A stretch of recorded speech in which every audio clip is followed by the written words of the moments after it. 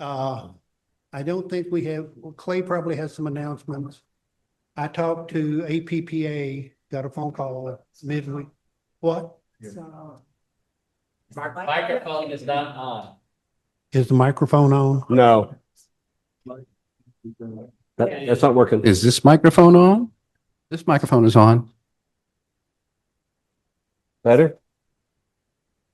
Does this one work better? Oh, yeah. Wait, I'm gonna go to the system.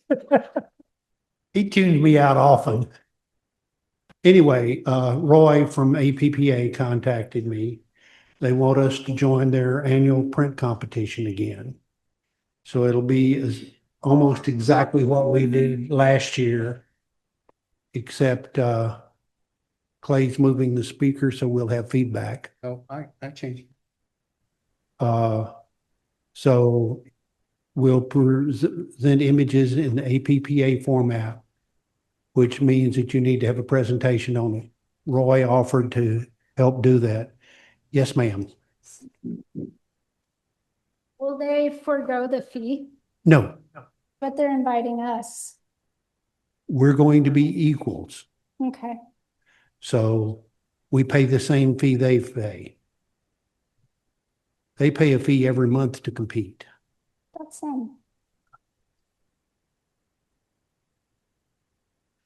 So talk to Josh, and he's actually going to participate with us. So we'll have one more photographer. I would encourage everybody that has been winning in either advanced or intermediate to present images, as many as they can afford to enter. Clay, you have something?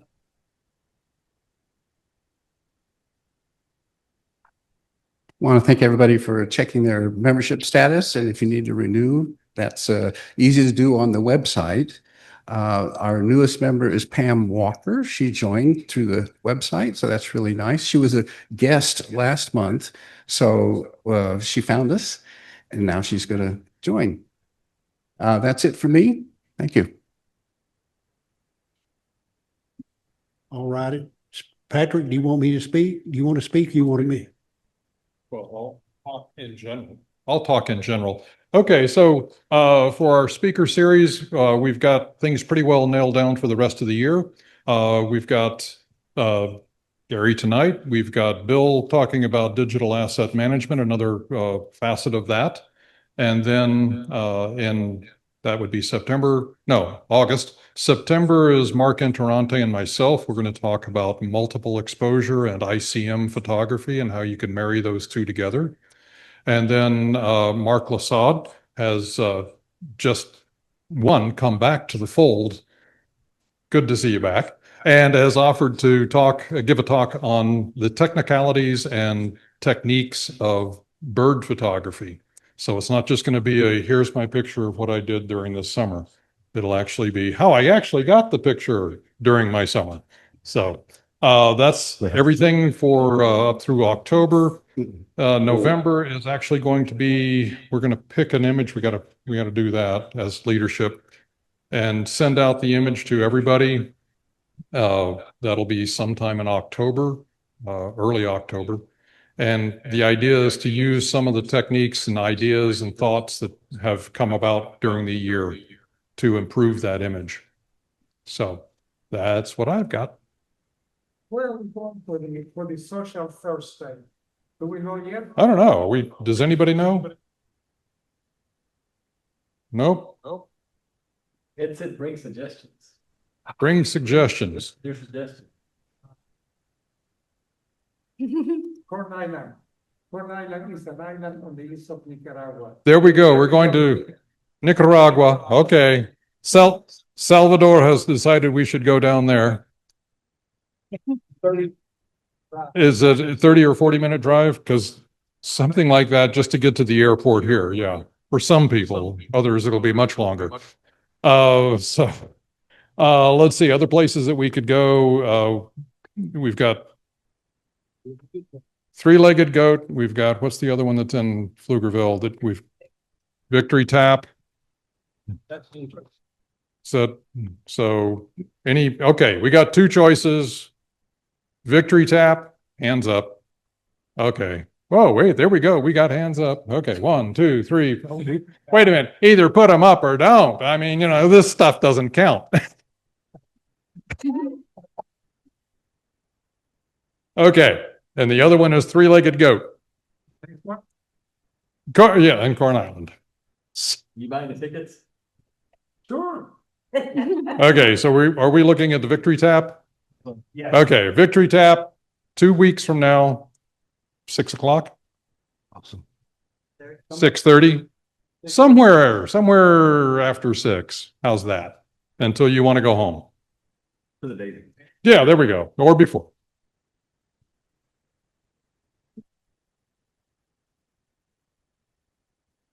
Okay, we're doing the victory tap. We're doing a victory tap sometime after 6 o'clock in the afternoon. Yeah, and those who wish to imbibe and show up early, you're more than welcome to. Okay. Yeah, you could have whatever. Okay, so we're ready. You're ready, sir? As ready as I'm As gonna be. ready as he's going to be. Okay, tonight we've got Gary Hook. Gary has been putting together a presentation on dodging and burning using Lightroom techniques. And so I'm going to stop there and let you go from that point. Yeah. How's that? Okay. Okay, Okay. Gary. So howdy, everyone. Thanks for coming out. I'm going to start by saying that I am currently suffering from conjunctivitis in a very stuffy ear. Do not come near me. And if you have questions, you're going to have to be really, really super loud, or you can text me your questions. We need a chat going on. If you need my phone number, I have cards and you can take the card, okay? Or I'll put a chair here and you come sit by me and talk loudly right next to me. I'm sorry, it's literally can't hear anything out of the side. But anyways, so what I wanted to do was I wanted to talk a little bit about dodging and burning, and I'm going to start off with a tiny bit of a sales job. But first of all, I want to talk about what is dodging and burning about, and when we want to discuss purpose. I'm going to talk about some tools, which is the sales job part, and then talk about evaluating your images, and then I'm going to show you an example, a Ansel Adams photo, and then I'm going to walk through a couple of examples, and depending on how much time we got, I'm going to make sure we don't get carried away here. Now, what's the value of dodging and burning? So the whole point of processing an image is to bring the attention to the viewer what you want them to look at in the image, right? That is the whole point of taking a photograph. Say, here, grab the viewer and say, here, look at this kind of thing. Dodging and burning by brightening, by darkening, by adding contrast, detail, etc. And there are other factors involved like gradients and things like that, and color grading. We're not going to talk about that. But we're trying to get the viewer to move through the image and look at the things that captivated us in the first place, right? So we're looking to bring attention to important elements. We're looking to de-emphasize unimportant elements. So photography is about subtraction, right? We're trying to get rid of things. A lot of times we're going to get rid of them by cropping or getting things out of the frame. Sometimes there's something in the frame you don't want, and so we can de-emphasize that through some post-processing. So we're going to brighten, we're going to darken, we're going to create contrast. Now, tools that I think are very, very, very, very helpful. So back in December of this last year, I was privileged enough to attend a workshop in Death Valley, and it was with Exploring Exposure, so Jennifer Renwick and David Kingham. And David had been working on this toolkit, and we got a copy of it, and he showed us how to use it. And I was very impressed with all the features, and I liked the way he had put things together. He characterizes it as a set of presets, but it's not really a set of presets, it's a set of tools in Lightroom, okay? Currently, it's only in Lightroom, so that's what we're working with today. But what I want to do is walk through how these can be used in just this one way, dodging and burning, to bring life to your image, okay? So that is one thing that I think is worthwhile. There's a whole, he's got a whole website set up. The toolkit itself is $40, $40. And I think once you see what can be done with it, you're going to kind of go, well, that's cheap, because I think it's a bargain. He also has a set of educational materials as a bundle that he sells as well. That's a higher price point. But the toolkit itself is actually pretty straightforward and very modestly priced. Part one. Part two. Who has a tablet? Okay. Who does not have a tablet? Okay. So this thing is awesome. All right. So I had a Wacom for a long time, and I've never really loved it. I don't like the drivers. I don't like its responsiveness. It's just not my favorite tool. I use it because I have to in order to get things done. But I finally said, okay, let's go look at this thing from Shens. I don't know. It's Chinese. I'm guessing maybe Shens. Let's go look at this thing. Okay. So this guy, tab, Bluetooth and USB-C. It comes with not one, but two styluses. Styli? Both are correct. I've Thank- looked it up recently. Oh, okay. Well, good to know. Thank you. All right. USB-A, USB-C connectors, and a whole bunch of nibs when you wear them out. Okay. $99. And this thing performs so much better than any Wacom I've ever seen. It's immediate. It's simple. It works. Big fan of this thing. I love this. I love being able to throw it in my backpack and carry it with me. I love the fact that Bluetooth works, so I'm going to hook it up now. I get to plug it in.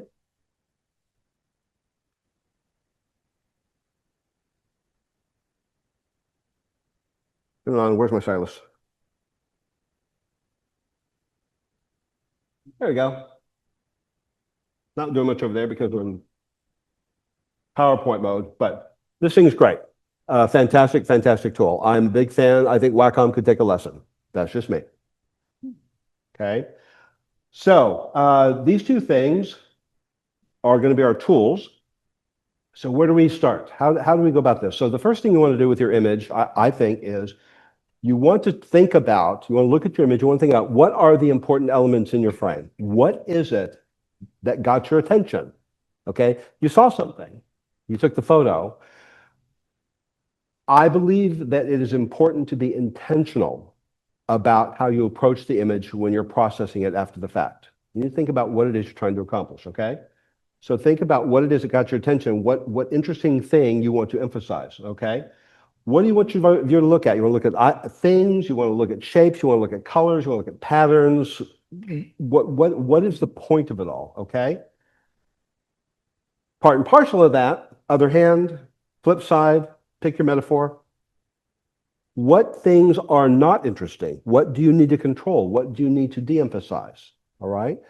Where's the important stuff? Where's the not important stuff? These are all questions we need to ask ourselves in every image so that we are bringing the best out of the image that we possibly can. Okay? So what I'm going to do is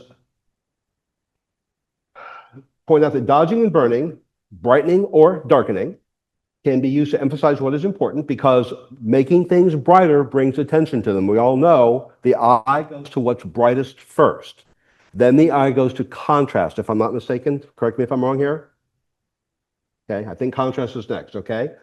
So we're creating definition by making things more obvious, all right? We're bringing attention to them, all right? Things that we don't care about, we're going to make darker. Okay, we're going to push them back. Okay, so think of it in terms of I need brighter, I need darker. You're separating things in this 2D frame to make things more prevalent, more forward, and other things less prevalent, more back. Okay. By doing this, you're increasing or decreasing contrast, right? It's really all about contrast. Okay. So I'm going to talk about an Ansel Adams shot of half dome. Okay. So this is a shot, I think I read that he did this very early on. This is one of the earliest ones that he took of in Yosemite. He hadn't quite figured out, first of all, he was fighting the whole photography as art thing versus documentary. It's like in the 20s, I think. And he hadn't figured out how to make what he saw into art, right? So this was the onset of the zone system. This is the onset of dodging and burning. He ended up using, I think, in this particular shot, a red filter for the sky to darken it, things like that. But you can see it's the same picture, but the one on the right has had a lot of work done to it, right? Okay, it's got contrast, it's got definition, okay? And we presume this is all dodging and burning, right? Because it's film, right? Those are the tools that you have with film, okay? So he got on board on this stuff very early on. And if you go look at pictures of, go find his markup on Moonrise over Hernandez, right? Another famous image. He's done that. I think Moon over Half Dome or Gathering Winter Storm or Clearing Winter Storm. One of those also has, I think, a markup that you can find online somewhere and see what he's done with drawing circles and going, this needs to be brighter and this needs to be darker. And he goes and makes all these notes. And then he goes and does it all again, right? Because he didn't have the convenience of digital. So digital. I'm very happy to be in this place. Anyways, great stuff. So that is all I want to say about that. So what I want to do is I want to get rid of PowerPoint. Oh boy. First, I'm going to share my screen. It says it's disconnected. You're there. Okay. Sorry about that, Ed. I'll get there.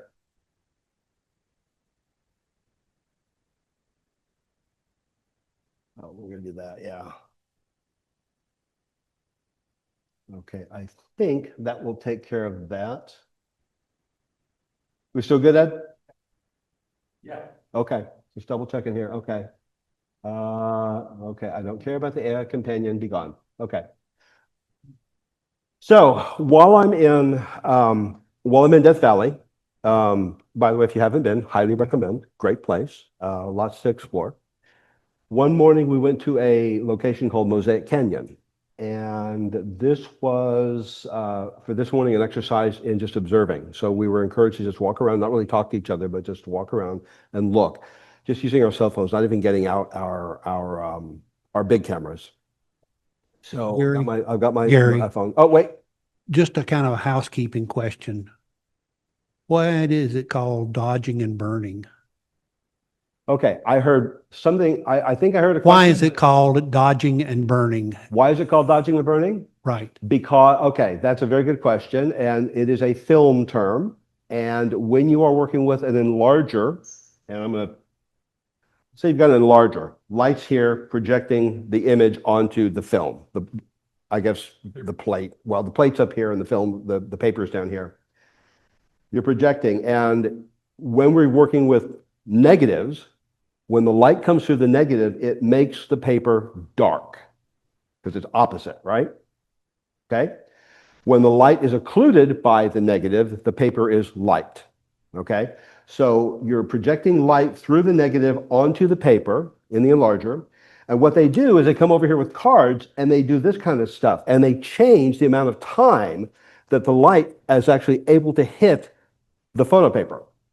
Okay. By allowing it to hit it less, you are dodging and making it lighter because the paper does not get darker. Okay. So burning allows it to go more. And I think burning, you probably occlude part of it and just let it go farther. Is that how that works?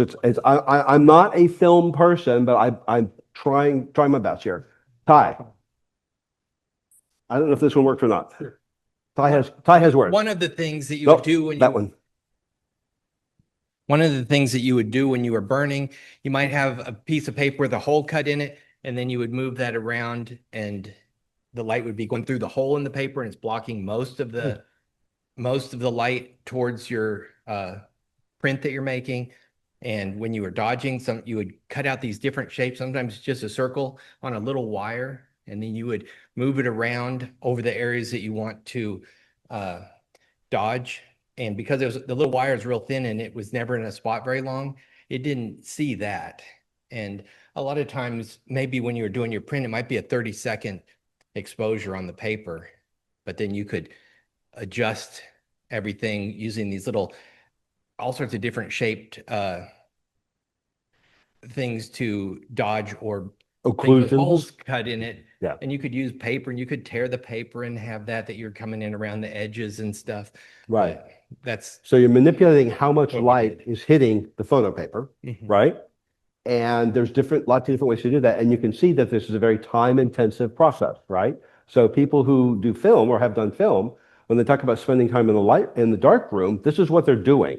They're not just putting the light through the negative and making the print. They're probably dodging and burning and doing more work than taking the print, and they're processing it in the chemicals, and they're rinsing it, and they're hanging it up to dry, and they're waiting to see if anything comes out, and they go, damn it, and they do it again, right? I imagine there was a lot. Well, Patrick's nodding his head, so I'm pretty sure that's how that works. I love digital. Just saying, okay? Just I'm a big fan. So did that adequately? I think. Very good. Okay. So yeah, so D&B is great for doing this, and so what I wanted to do was walk through editing this live. I have two more. And like I said, we're going to keep an eye on time. We're not doing too bad today, so I'm pretty happy about that. Okay, we'll walk through editing this. Now, we're in Mosaic Canyon. I'm walking around. I'm seeing things. The geology is fantastic. Such a great place. We kind of hike up there. We didn't go very far. And I took a couple dozen photographs of rocks because I just kept seeing things. And so I saw this. Now, be honest. Is this particularly interesting? No, it's not. Okay? But I saw something there. I liked this and this. This is great, right? These lines are fantastic. I love these lines, right? This texture over here, all this stuff. And I'm seeing some color that's not coming out. So there are things that I want to do to make this more interesting. And so my goal was to set out trying to do that using this toolkit. And when I got this toolkit, I said, I'm going to force myself to re-engineer my workflow with landscape photography because I wanted to get to the point where I could actually use this effectively. And I go to it now for nature stuff right away. So that part has been good. I've had it, 7 months now, December, 7 months-ish, right? And like I said, I'm a fan, going to keep using it. It's great. He's got one coming out for Astro and another one coming out for something else. I forget what it is. So I'll probably end up acquiring those. So anyways, so I'm going to talk a little bit about what this toolkit does. So the first thing that you can do with this toolkit, and this is the raw file. This is the raw file. This is everything's back to zero. Okay. And right. And we're in the Adobe Color profile. We're not going to worry about profiles too much. In the first set is basically prep stuff. So if you get frustrated, there's a thing in here that zeros everything. You can choose a preset that sets everything back to zero. Lots of things you can do. But most interesting here is if you can't read that, but this says low dynamic resolution, low dynamic range, low contrast, medium, high, adaptive, HDR adaptive, or linear. Then there's a medium dynamic range, all 6 of those, a high dynamic range, all 6 of those, and an extreme dynamic range. Okay. The point is you're looking over here at the histogram. And I'm still learning how to interpret this, but you're going to look at the histogram and think, well, if 0 to 255 is extreme, because that's all you can get, then this is probably high. That's pretty good dynamic range here, right? Right? Not bubbled up under a teeny bell curve. So I ended up choosing high dynamic range. And what I wanted was, that's boring. Better. Ooh, I like that. So I said high contrast. That's my starting point. Okay. So just going through here, and when you do that, you can actually see that this preset manipulates the tone curve as well as these values here in the tone panel. Okay. So he believes in using the tone curve as your first tool, then using these guys to enhance that. Okay. So we did that, and then I thought, this is great, but I'm not entirely happy. So I made some changes, and I decided that I wanted my highlights brighter. I wanted let's see, what are my shadows? Let's see, shadows 24? No, I lied. Not quite that bright. -2, 24. I wanted my whites to be -24. We'll take those down. And I wanted my blacks to be 42. Okay. So what happened was I went from this to that. Pushed it a little farther, right? A little bit more contrast, right? Because what I want to see are the things that caught my attention, and I can't get that without creating contrast to bring those things out. All right? So we did that. Next thing I did was dodge highlights. What in here is interesting to me? What bright things do I want to make brighter? And so there's a preset in here. Let me get rid of this one. In this section right here there's a midtone contrast preset. There's a global one and one you can brush in. There are presets for dodging highlights, midtones, and shadows, and burning highlights, midtones, and shadows. Those 6 are the ones I'm going to be using tonight. Just those 6. And you can see there's a lot of stuff in here, right? But I'm just going to focus on those 6 right now, okay? So the first thing I want to do was dodge the highlights, which is that guy there. And what happens is you get a mask. You get a mask over here, and you can now brush in the effect that you want. And I'm looking at my cheat sheet here. I like having a low flow, 20, 25. I don't want the brush to go fast. And size-wise, I will put it about there. Now, what I like is this line right here. That's interesting. I'll go a couple times. I like this stuff right here. And I'm going to do it before and after what I've done here. I think this is interesting too, this guy right here. Okay, and I think I did something, I'm going to go a little smaller. And these guys right here, I wanted something down here to be of interest. So what I'm going to do is I'm going to turn them off. Now you can't really see it on this monitor. You have to watch the playback, okay? But you can actually, can you see what's happening there a little bit? Yeah. Right, a little bit, okay. If I show the overlay, you can see there's some pink in there, right? That's showing where it is, okay? All right, turn that off. Okay, next thing I did was burn some midtones. So I'm going to grab the burn midtones preset over here. And I'm going to get the mask specifically, because it doesn't automatically jump to that mask, okay? And then what I'm going to do is I'm going to make this quite a bit larger. And what I want to do is I want to burn all this stuff around the outside, because I want the eye to stay in the middle of the image. I don't want it jumping out. So I'm going to like darken this. And yes, I could do this with a vignette, but there's some things I want to do more so. I want the brighter parts. Basically, I'm uncontrasting the brighter parts, right? I'm taking the contrast of the bright to the dark down. I want that have less contrast. I'm not ready to put a vignette around the whole thing yet.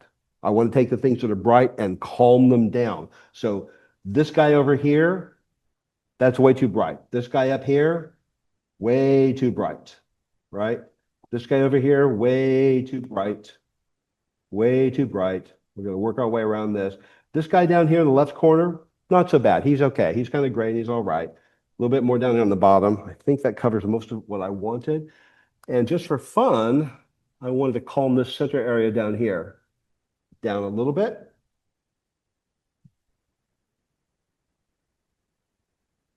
See what we got here? We're subtle, right? This is subtle, but I'm making differences here. So you can see what's happening. Now, the fun thing about these presets is that I can go in and work with one, go do something else, and come back and add to it later, right? There's nothing linear about this. You're getting to see the final result of a bunch of edits that I did a couple months ago, and I reorganized everything to make it simple so I could see the mask, the final mask there, okay? But this was not done this way the first time, okay? We're going to do some midtones. I'm going to dodge some midtones because I want some of the midtones to be a little brighter. Especially this guy here,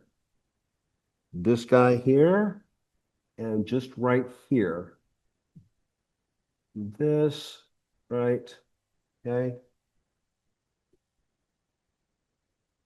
Okay, so you can see this guy right here, he's jumping out now, right? He's got some darkness around him, okay?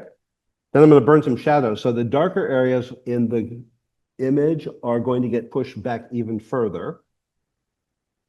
Do that, and we're going to go larger, larger, larger, larger, larger. And we're going to go like this. Okay. Okay. Now, you may have also noticed that I have my triangles up here, right? And if I turn on, I have one bright spot here I might want to take down at some point because it's a little bit too hot. But I may be doing that later. Okay. But I want to make this darker. All this gray in here, this blue gray. Okay. I want to make this much darker. And the great thing about a low flow brush is you can kind of build it up as you're going and then compare and contrast and see what you're getting. See if you're going in the right direction. Okay. Now we're getting real close to being done with the this. Now there is another thing that we have here called for sharpness. And it was detail. Sharpness. There we go. Okay. So the sharpness tool gives you the ability to push sharpness forward or take it out. So you'll know I got two masks over here. This is sharpness down. This is sharpness up. Okay. So I'm going to do sharpness down first. And I've already talked about, yeah, that's sharpness down. I've already talked about this guy in the center here, this hole here. I don't want the viewer looking in the hole. I want the viewer to look around the hole, right? So another thing I can do is I can take away sharpness, make it less detailed, right? So I'm just going to circle, circle, circle, right? Good chunk of that, okay? Also, this stuff down here is probably not as interesting as other brighter areas. They're cool colors and there's a nice texture, but I don't want them detailed. I don't want their detail to stick out. So I'm going to do this, right? And that's pretty good. And then I'm going to go to adding sharpness. And I want more sharpness through here, this upper part right here, this section here. I want more sharpness along this crevice. So I think the crevice is interesting over on the left side. And I want more sharpness in this funky section in here, because for me, that's interesting. Okay. Do all that. And then finally, there's another preset called Detail and Texture, which allows you to brush in. If you scroll down, you can see it undoes dehaze. Is that right? Am I on the right one? Yeah. Okay. So it undoes dehaze, and I think it adds, don't do that. Go back. I think it adds, you can go in and see everything these things do. There's nothing hidden here. You can go and see all the effects, all the settings in the panels for every preset, and you can understand what it does, which is cool. I'm going to turn this back on. Detail and texture. There we go. And then I wanted to do more here.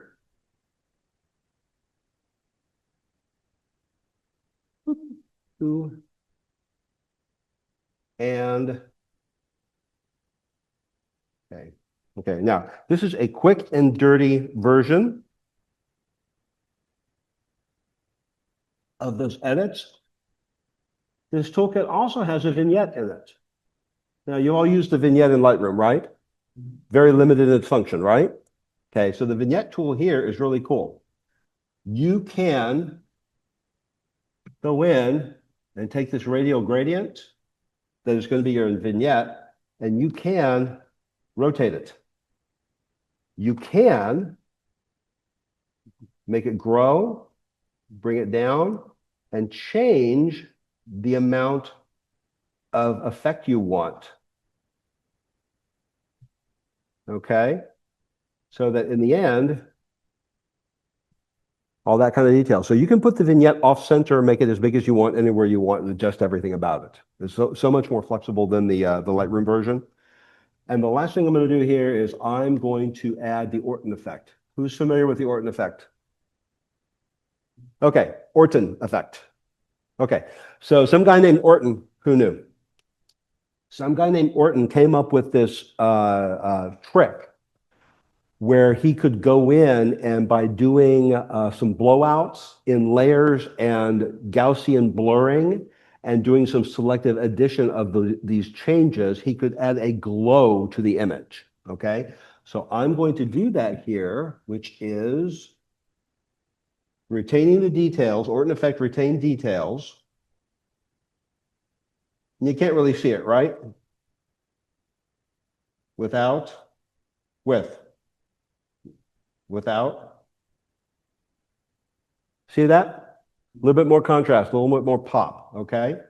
So this is a quick edit version. Like I said, I spent a little bit more time when I was working on this in my house. Here was my final version with a crop. Actually, I came pretty close, didn't I? Yeah. I came pretty close. All right. Okay. Now, say what? Show the original again. I'm going to. Oh. You are one step ahead of me. I'm going to get there without doing anything. Here's the original.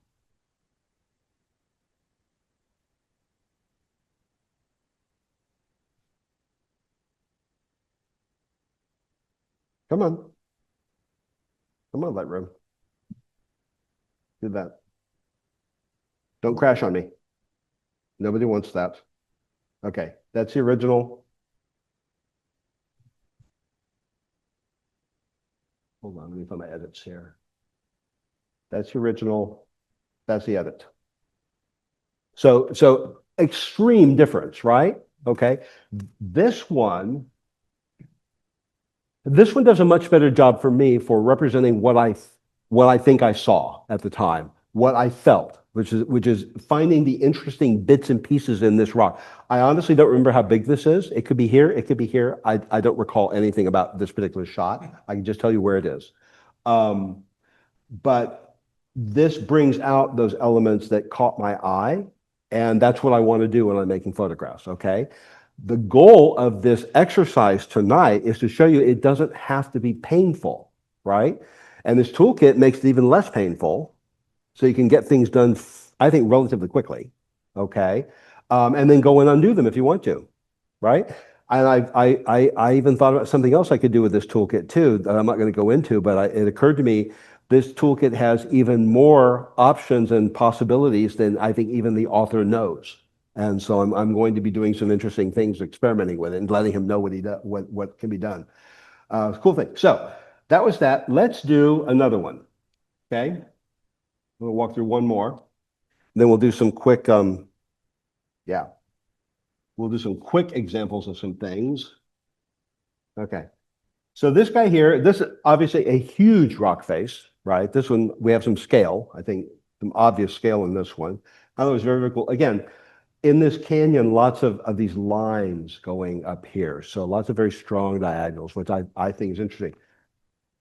What I saw was this guy here and this guy here, right? These brighter areas. So what can I do to make these brighter areas more interesting and make them stick out somehow? So first thing I did was I needed to set a tone curve. And now, a moment ago, I said, I'm going to look at the histogram for the image. This is the original raw file.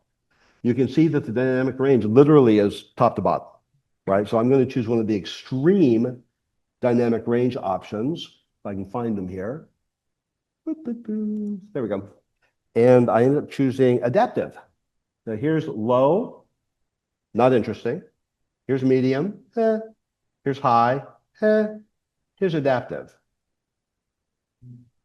It does a lot of work for us, right? Very cool. And you'll note that I am not worrying about my color profile either. This is just adaptive color. I'm not even caring about that right now. I didn't like the fact that it's very orange, right? So the cool thing about digital is you get to change the white balance and bring out other colors. So what I did was I moved it down to about 3,800. So roughly there, okay? Now I've got some blues, right? I've got some oranges and blues here that I can work with. they're kind of flat, but at least I've got something more colorful to begin working with. Another thing I like to do, and I'm really bad about this, but I freely admit, I like dehaze. Because dehaze will create colors for you. And I think it's a lot of fun. Each to his own. Okay, so let's get started here. So one of the things I thought was interesting here was, again, these areas in the middle that are beige, I wanted to make them pop. So one thing I wanted to do is add mid-range contrast to those. I got to find the preset now. Here's detail. Here's detail. Mid-range. Oh, I know, it's up here. Mid-tone contrast, I'm going to brush in. Okay. So this is like clarity in that we're working in the mid-range tones. Okay, we're going to add contrast to those tones. And what I'm going to do is I'm going to brush it in. So I'm going to go to masking, and I'm going to set my pointer on that guy. And I have this guy, and I'm going to highlight this guy here. Now, being in the midtones, it's not going to be real obvious what's happening. I am going to get this spot at the top because there's a bright part of the rock and another bright part of the rock. And then I'm going to apply it also to this guy here. Okay. And I'm going to take a look. I'm already getting some action, right? Okay, you have to pop out a little bit. Okay. So then I'm going to burn some midtones. Those are cool midtones, but I've got other midtones I don't care about. So I'm going to pop up burn midtones preset, set my layer, and I'm going to start doing, where are you? There you are. A bit bigger. Push the mid-range back. That's getting darker. This is going to get darker. You see that? Get darker. These guys right here, my goal here is to flatten these out. I do not want all of this to be quite so contrasty. I want it more consistent. So I'm doing some things to get rid of the highlights, but I'm also bringing out some of those cracks. If you can see the cracks there? Those cracks start jumping out. I think you can even see it on this guy, right? Okay. So I'm getting more definition in the mid-range for those things. And then I'm also going to darken a bunch of stuff here and a whole bunch of stuff here. Whole bunch of stuff here. Yeah, we're good. Okay. Compare and contrast. Boop, boop. There you go. You'll notice I add sound effects as I go. Question, Yes. what about the sky in the top row? Okay, that's an excellent question. And it turns out that if I turn on my highlights, it's blown out, right? I know I'm not going to use it. I already knew from here that I was not interested in the sky at all. If I had been, I would have captured more of it at a proper exposure. I knew I only cared about the rock. So I'm going to crop it out. But that's a very good question. I meant to mention that, but thank you for bringing it up. So don't care about that. Okay. I'm going to dodge some highlights. There are bright areas I want to tone down. No, there are bright areas I want to bring up more. Okay. So I'm going to go through this guy. Nope. I have to choose the right preset, first of all. The right layer. There we go. And I don't know if you're noticing, but it's remembering what the brush settings were for each layer, which I don't know when they added that, but it's a nice feature. So it knows how big it was and what the flow was. Other question. Sometimes, like right now, on your screen, there's this little hexagon microphone. That is the anchor for the mask.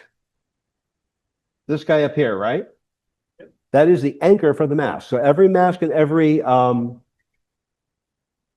we got it. Thank you, Bill. Every removal, every item removal, every mask has an anchor for that thing. And so that is what that is. So when it pops the mask onto the image and you start working with it, it just shows up. He sticks it in a corner somewhere. I actually just stopped even noticing them. Okay, I'm gonna do a little bit more here. I'm gonna get these guys a little bit brighter. That made a big change. I want this guy brighter down here. And I want these guys brighter down here. Compare and contrast. A little bit more interest there in the center part, right? Which is what caught my attention in the first place. Okay. I'm going to dodge some midtones because I want some more things in the middle to be brought out. I'm going to grab my midtones. Come here. Mask right there. And I'm going to, again, I'm trying to flatten this out so that they're less contrasty. I like the detail, but I don't like the overall contrast of them. I'm doing that, and then some stuff up here, which is not as interesting as this stuff here. And I'm doing a little bit right through there. And good, okay. So take a look at what we've got so far. That's the original. So we're getting some drama going on there. Okay, finally, I'm going to burn some highlights because there's parts that I do not want to be obvious, and those turned out to be in this section here. Again, flat, flat, flat, flat, flat. It's not the shape of the rock I like, it's the cracks. We got some stuff going on here that I don't care about. Not much to do there. And then burning shadows, I put over here, which is going to be more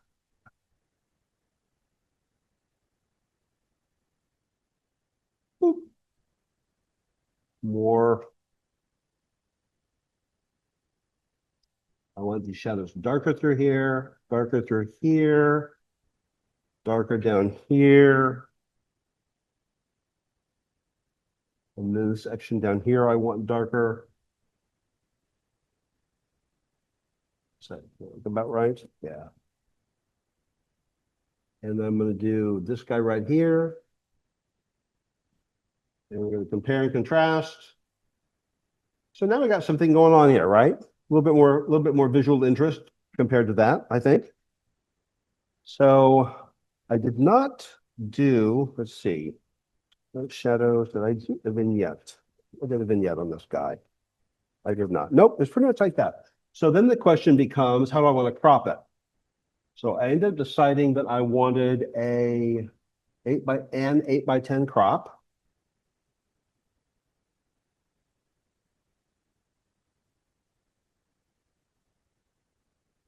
So I think that's one interesting way to do this, right? Just an abstract, okay? And then I think it looks a lot like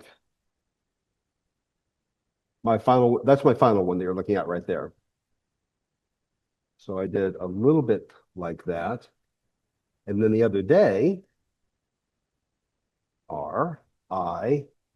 yesterday, virtual copy. Where's my virtual copy? And we're going to go with, yes, R, X.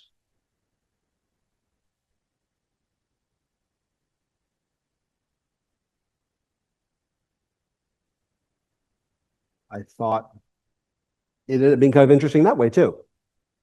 A couple ways to present this, okay?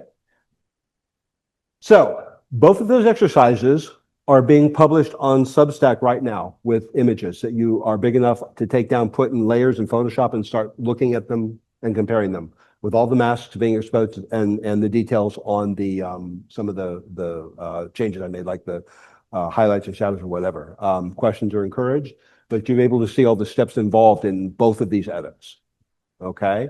And we'll look at a couple more things. If you want something else, I can do another one too. Put that together. So I'm doing this because I believe very strongly this is a great tool to help you realize your vision and to help get people to understand what you're trying to say to them.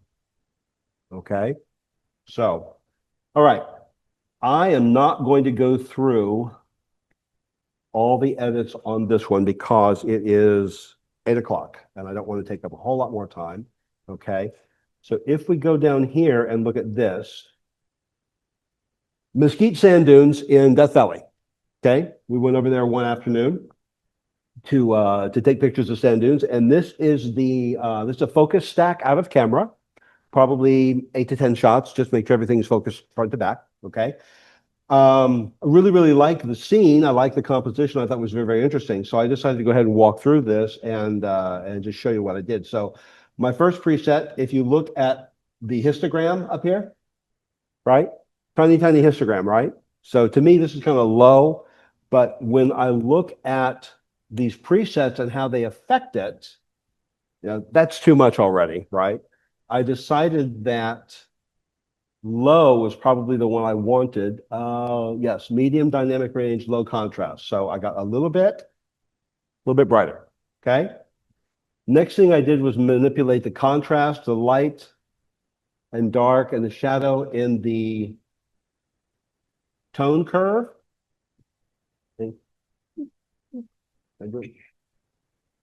Yeah, you see it, the tone curve is changing. So and tweak the tone curve a little bit. Okay. All right. And then I added a mask for those mountains. I do not love the mountains. The problem is that these dunes are only maybe 12 feet high. So you can't get high enough to shoot down on them unless you're back up on those mountains shooting the other way entirely. This was only a 20-minute walk from the car, so more my speed. It was nice and close. So I wanted to de-emphasize those mountains. So I made a mask and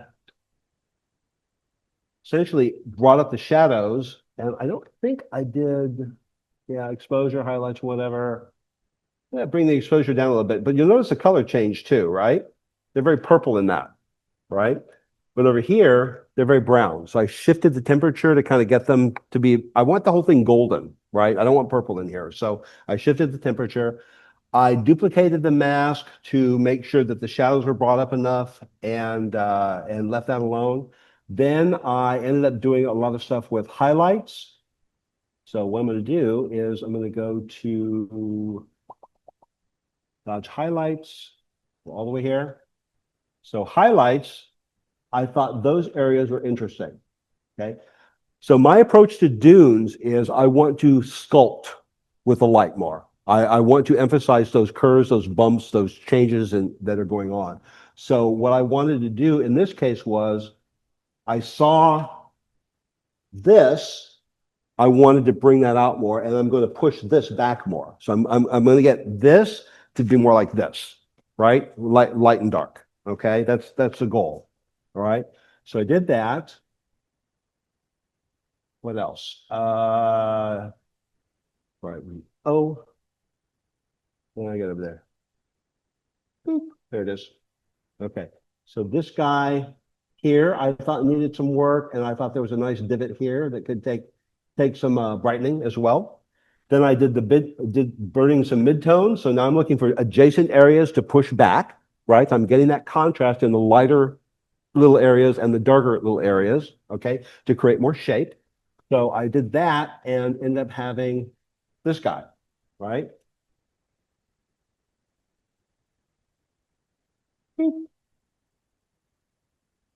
Turn that off.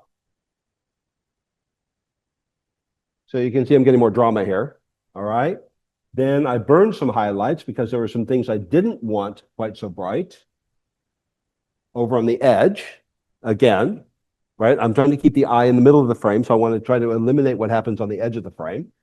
And then I dodged some shadows, which ended up being here. And you'll note the shadows are up in the corner. I wanted to kind of push those back and make them darker, all right? I added a vignette. Back here, and you can see the shape of the vignette could be like that if I want to, right? Something like that, and I could make it more bold if I want to, right? Vignettes are a personal thing, so I don't worry about them too much. I think that's probably about everything. So I ended up adding, let's see, a couple more things. I've got my notes here. I want to make sure I get them covered here. Right. Okay.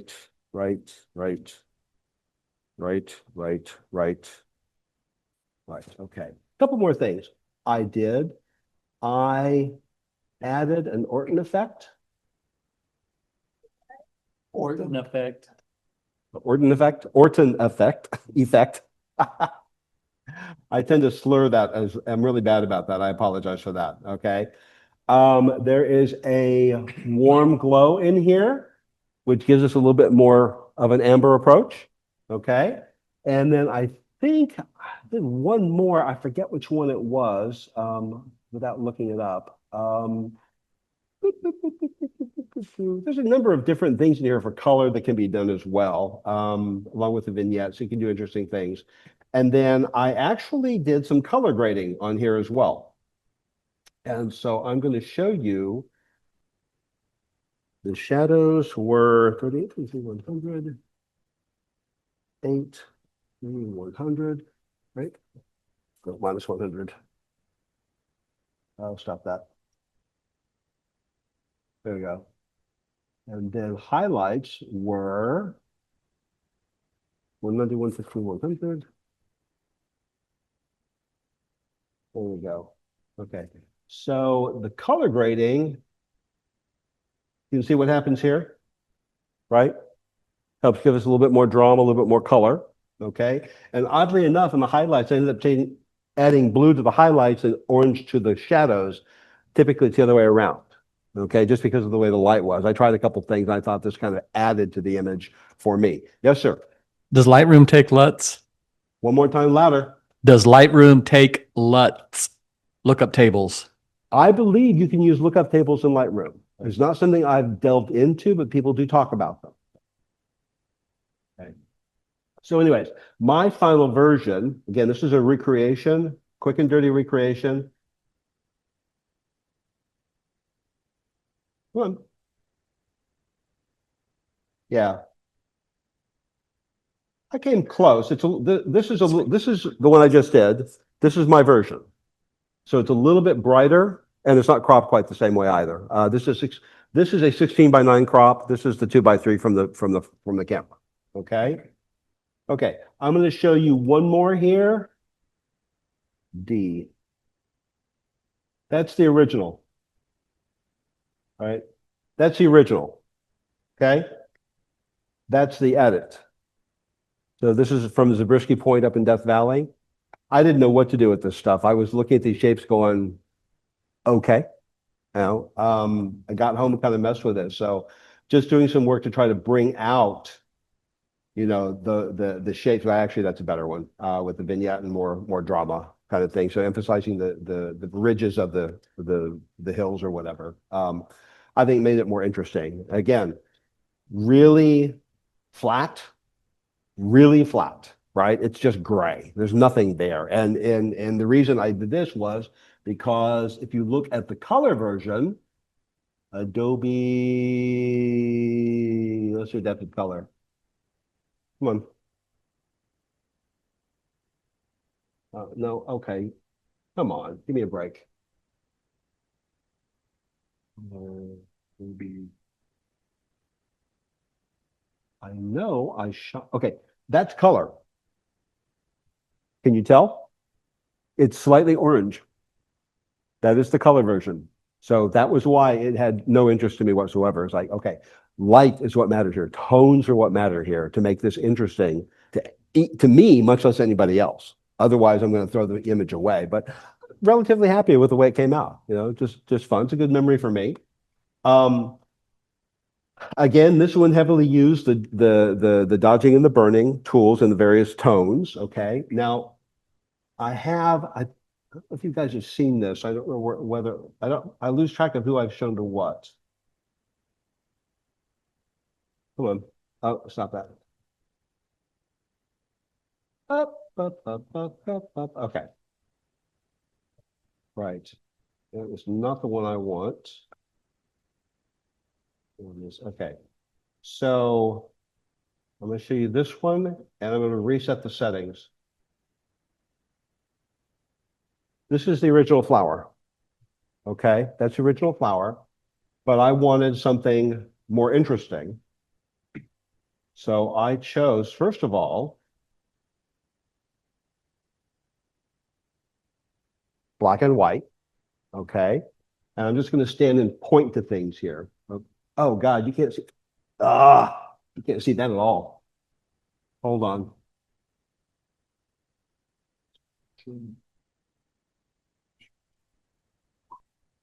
That's terrible. Okay. Okay, yeah, you're not going to see this at all where it needs to be. I should write an article on this so you can see the details.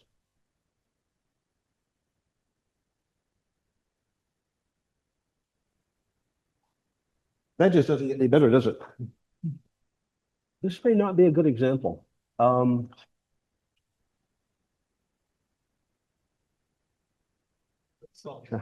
Here's my screen. Okay.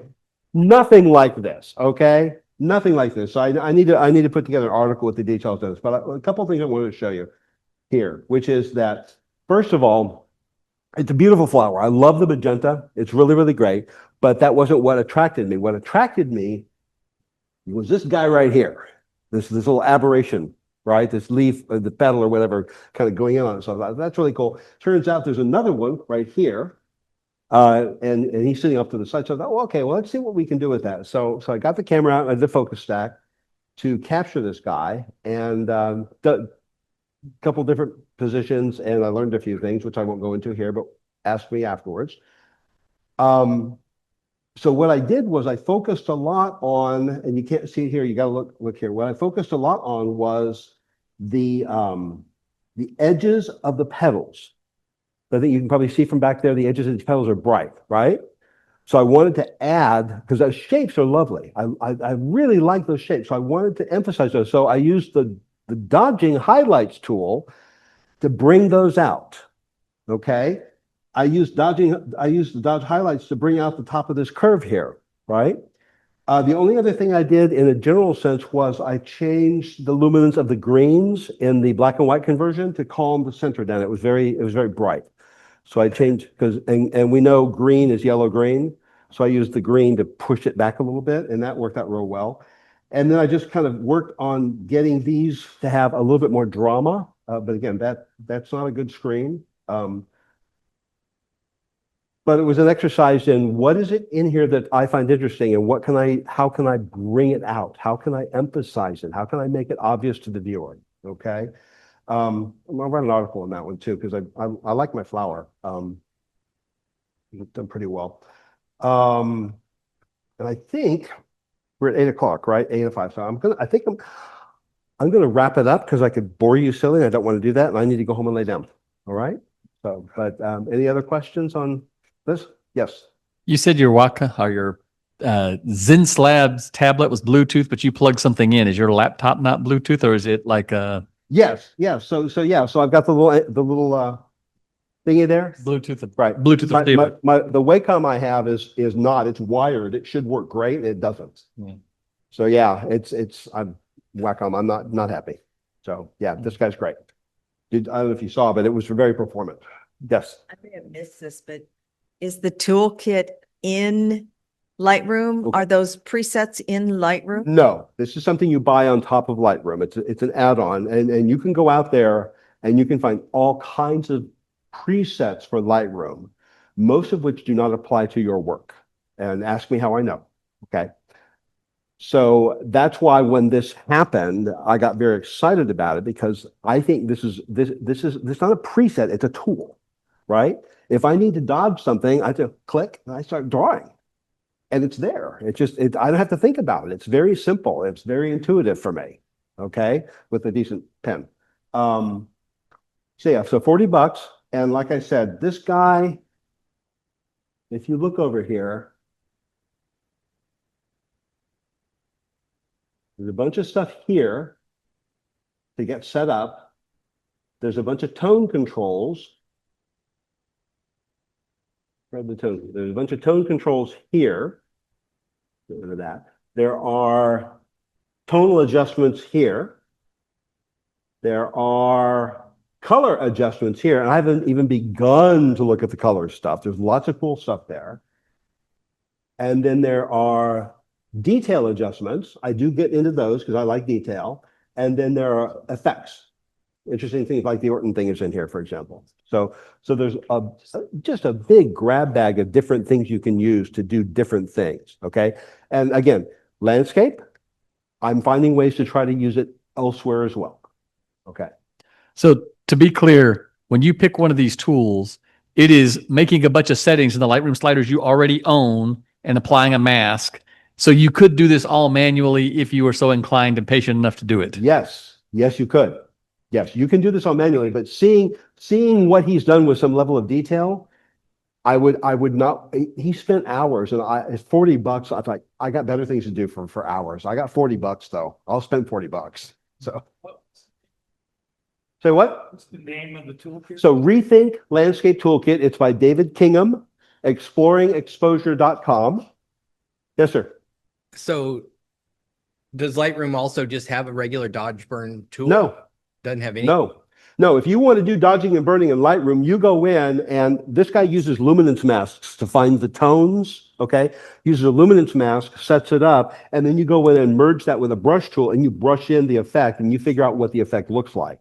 So you've got to not only figure out the mask, you've got to figure out the settings that go with the mask. I got better things to do, right? I'm not spending my time doing that. Like this, like I said, when I saw this, I went, "Oh God, yes, this is fantastic." Pardon me? Exploringexposure.com. I should have worn the T-shirt tonight. I didn't wear my T-shirt. Wait. The pen that you're using, This guy? they need his recording. You're on the recording. But I can hear him, and that's all I care about. No, I understand. We're recording. My apologies. Yes, sir. It probably, does it have, like, if you push on it, does it do different things than if you're going lightly? Does it Yeah. have Yeah. the opacity changes and stuff Totally like pressure that? sensitive. Yeah. And there's buttons over here. There's 3 buttons on this guy. Yeah. And so you can use it to do things like Control Z or whatever. Mhm. Yeah. It feels better than the Wacom pen. It's Yeah. smaller. I mean, it's smaller for my hand. My hand is not real big. So yeah, I am a big fan of this thing. And for $99, I'm going, the last crappy Wacom tablet I bought was 150 and I'm not happy with it. So the tablet, you're looking at your computer screen and you're actually going on the tablet, but you're not looking at the tablet. You're looking at the I'm screen. looking at the screen. Okay. Right. Yeah. Yeah. Just like you'd be looking at a mouse. So yeah, big fan. Yes, sir. I've never seen a Wacom support person anywhere. Texas School last year, Zen Labs had a guy at the show and selling tablets like they were the first time that ever tablet existed. Yeah. And a lot of the instructors were recommending them. Yeah. You should text me your questions. If Carol were here, I'd tell her the same thing. Just comments. Yeah, that's fine. Yeah, I think the problem with Wacom is unless you buy the high-end stuff, things don't work well. This is my opinion. So, but these, like I said, this thing's great. Come up and play with it a little bit if you want to. It's fantastic. So, anything else? Well, thanks for your time. I appreciate it. I hope I didn't get carried away here about an hour. So, yeah. Gary, thank you, sir.